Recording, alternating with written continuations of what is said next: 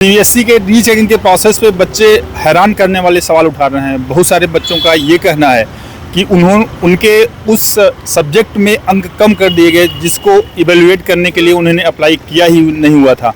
इस पूरे जो कंप्लेन है बच्चों की, जो सोशल मीडिया प्लेटफॉर्म पे या जो भी विंडो उनको मिल रही है वहाँ पे रेज कर रहे हैं, इसको पूरा जो है एसेस किया हुआ है हमारी सहयोगी रश्मि शर्मा ने।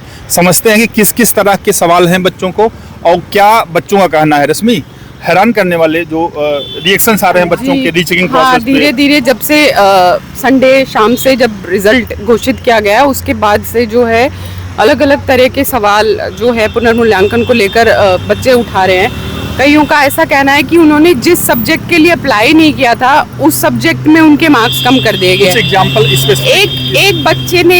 एक बच्चे के बिहाफ पे उसके फ्रेंड ने लिखा कि उसको एक सब्जेक्ट में पहले जो है 17 या 26 मार्क्स थे और उसके बाद जब उन्होंने री-इवैल्यूएट करवाया था ही नहीं और उसके बाद उसको जब रिजल्ट मतलब उसका जो शो हो रहा है वो 25 मार्क्स हो गए। सब्जेक्ट करवाया था, इस सब्जेक्ट का शो कम हो गया है, 1 नंबर कम हो गया है। स्टूडेंट का ऐसा कहना है कि उस एक अंक की कमी की वजह से वो आरटी मतलब रिपीट वाली श्रेणी में चला गया है।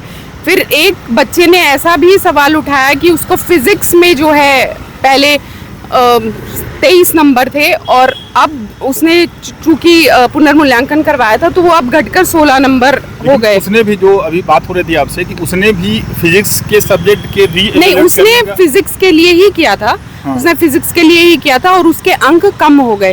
फिर कहीं ऐसी भी बात आ रही है कि कुछ बच्चे ऐसा कह रहे हैं कि उनके रिजल्ट में 0 शो कर रहा है, जबकि पहले कुछ और नंबर, जब उनका रिजल्ट आया था तब कुछ और नंबर थे और अब 0 हो रहा है। तो बच्चे और पेरेंट्स इस पूरी प्रक्रिया पे फिर से सवाल उठाने लगे कि हमने ये सोच के पुनर्मूल्यांकन करवाया था कि शायद हमारे को कुछ राहत मिल जाए या हम आगे के लिए प्रोसेस कर सके हायर एजुकेशन के लिए, लेकिन अब वो और प्रॉब्लम हो रहा है। अब हमने इस पे भी सीबीएसई से जानने की कोशिश की, हमें क्या और लोग भी जो है रिपोर्टर्स जो है जानना चाहते हैं कि ये बोर्ड एटलीस्ट बताए कि बच्चों को इस तरह की प्रॉब्लम क्यों आ रही है, कहाँ पर गलती हो गई है, लेकिन अभी इस बारे में सीबीएसई से की ओर से कुछ स्पष्ट नहीं किया गया है। और ये तो बच्चे कंटिन्यूअसली कह ही रहे हैं ना, उनके मार्क्स कम हुए हैं या उनके मार्क्स कम बढ़े हैं। कुछ के बड़े भी हैं, ऐसा नहीं है कि कम ही हुए हैं, कुछ के बड़े भी हैं। नहीं, और जो बढ़े हुए भी हैं उनका ये कहना था कि जो उन्होंने अपने हिसाब से इवेल्युएट किया था या किसी टीचर से जब आंसर शीट मिली थी तब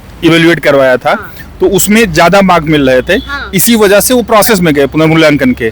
लेकिन उस जिस रेशियो में उनका बढ़ना चाहिए था, जो उनकी अपेक्षा थी, वो नहीं बढ़ पाया। अभी भी जब उन्होंने दोबारा मतलब जब अपने मार्क्स देखे हैं और पहले जब उन्होंने टोटल अपना किया था तो उसके अकॉर्डिंगली उनका कहना है कि कहीं ना कहीं उनके 3-4 एक पर सब्जेक्ट के हिसाब से वो बड़े हैं, लेकिन अब जब उनको मिली है तो वो 3-4, लेकिन फिर भी वो बच्चे इसलिए संतुष्ट हैं क्योंकि उनको अप्रोच हो रहा है कि वो आगे जो है अपना स्नातक के दाखिले के लिए अप्रोच वो आगे कर सके। लेकिन दिक्कत उनके साथ ज्यादा है कि जो ये कह रहे हैं कि उन्होंने अप्लाई किया ही नहीं उस सब्जेक्ट के लिए, लेकिन वो हैरान करने वाला है। वो सोशल मीडिया पे अगर बच्चा इस तरीके से लिख रहा है तो वो बहुत बड़ी बात है कि वो ये बता रहा है कि मैंने इस चीज के लिए अप्लाई नहीं किया और इसमें मेरे नंबर कम कैसे आ गए। और ऐसे कई सारे बच्चे मिले हैं। अभी फिलहाल तो इस तरह का बहुत ज्यादा रेशो नहीं आया है, लेकिन कुछ मिले हैं जिन्होंने सीबीएसई को टैग भी किया है और इवन बाकी बच्चे भी उनसे सवाल कर रहे हैं। इवन उन्होंने अपनी मार्कशीट भी शो करी है और जो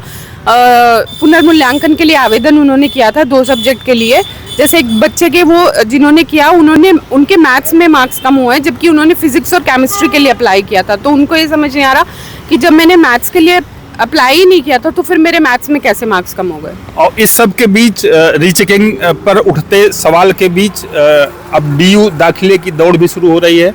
सीयूटी का रिजल्ट आ गया है और अगले 1 हफ्ते के भीतर रश्मि 1 हफ्ते के भीतर अभी हमारी जो है बात हुई थी दाखिला डीन से डीयू का रिजल्ट चूंकि सीयूटी स्कोर के आधार पर मतलब जो एडमिशन होते हैं वो सीयूटी स्कोर के आधार पर होते हैं, तो डीयू इंतजार ही कर रहा था कि किसी तरह से सीयूटी का रिजल्ट आ जाए तो वो प्रोसेस को आगे बढ़ाए। अब जब हमारी उनसे बात हुई है तो उन्होंने कहा है कि 1 सप्ताह का समय तकरीबन लग जाएगा, जिसके बाद वो पंजीकरण प्रक्रिया को शुरू कर देंगे।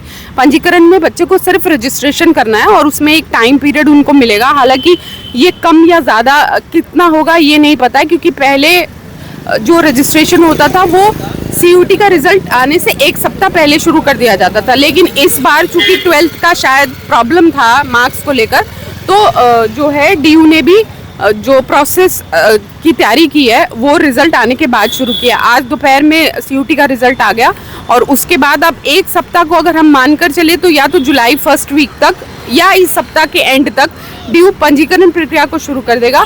उसके बाद सेकंड फेज स्टार्ट होगा, जिसके अंदर बच्चे को अपना कॉलेज और कोर्स का चयन करना है। शेड्यूल जारी कर दिया है? अभी फिलहाल शेड्यूल जारी नहीं किया है। 1-2 दिन में आ जाना चाहिए वो भी। संभवतः 1 से 2 दिन या हो सकता है कि DU हर साल एक प्रेस कॉन्फ्रेंस करता है जिसमें विस्तृत शेड्यूल और गाइडलाइंस कैसे बच्चों को एडमिशन लेना है वो उसके बारे में बताया जाता है। हालांकि पहले ही DU काफ़ी पहले ही इंफॉर्मेशन बुलेटिन जारी कर चुका है और बार बार जो है DU की तरफ से कहा गया है कि जो भी उनको देखना है या समझना है या पढ़ना है तो कम से कम इंफॉर्मेशन बुलेटिन ज़रूर पढ़ें, उसके बाद ही अपना आवेदन या रजिस्ट्रेशन करें। और कुछ डाटा क्योंकि DU को NTA से लेना होता है, क्योंकि वो CUT का स्कोर ले रहे हैं, तो ऑटोमेटिकली जब बच्चा अपना CUT का नंबर डालेगा तो वो कुछ डाटा तो ऐसा होगा कि वो ऑटोमेटिकली DU के पास आ जाएगा और कुछ डाटा के लिए DU का भी इंतजार करना पड़ेगा। तो मोस्ट प्रोबेबल है कि इस मतलब अगले 2-3 दिन में जो DU का प्रोसेस है दाखिले का